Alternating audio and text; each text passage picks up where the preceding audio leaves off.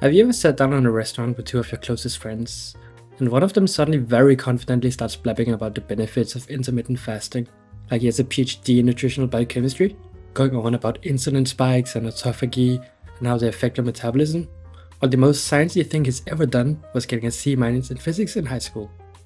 All of this, of course, based on a singular podcast that he listened to the day prior on Spotify. When you challenge or question him, he dismisses the concerns, believing the podcast gave him enough understanding to speak expertly on the topic. If your answer is yes, then you've been a first-hand witness to the Dunning-Kruger effect. This effect was first described in a paper by David Dunning and Justin Kruger, and essentially describes that the incompetent are too incompetent to know that they're incompetent. That means that your friend doesn't really know what he's talking about, because he doesn't know enough about the subject to know that there's so much he doesn't know. Ironically, there's a huge misconception about it applying to persons in general. A lot of people throw around the Dunning-Kruger effect like it's a fancy insult for dumb people being loud. But that's not really what the research says. It's not that some people are just permanently stuck in this overconfidence bubble. It's something that all of us, at some point, in some domain, are likely to experience.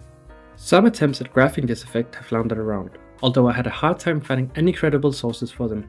One such example is this beauty, graphing confidence along the y-axis and competence along the x-axis. Let's say Kyle here knows nothing about a topic, then he also has pretty low confidence in his knowledge about this topic.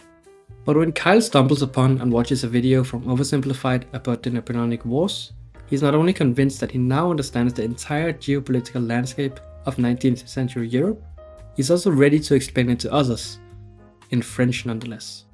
He's now on the peak of Mount Stupid. As this topic actually interests him, our hero is then ready to explore and delve into the history surrounding this conflict.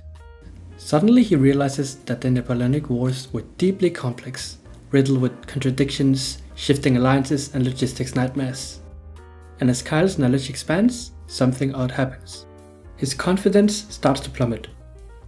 He begins to realize just how much nuance he missed, and whether Napoleon really did write this letter to Josephine.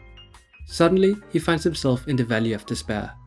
If Kyle is persistent in his learning and keeps reading, he moves up the slope of enlightenment, heightening both his confidence as well as his competence, and might well end up at the plateau of sustainability, where real expertise, skepticism, and thoughtfulness lies. He won't ever achieve the same level of confidence as he once had, but he will be much more knowledgeable about Napoleon's habits. At the other end of the spectrum, Dunning and Kruger also realize that the opposite applies.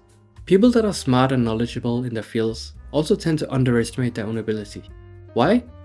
Because people have a tendency to assume that if something feels easy to them, it must be easy for everyone else. This is perfectly summarized in this quote: when they're unskilled, they can't see their own faults. When they're exceptionally competent, they don't perceive how unusual their abilities are.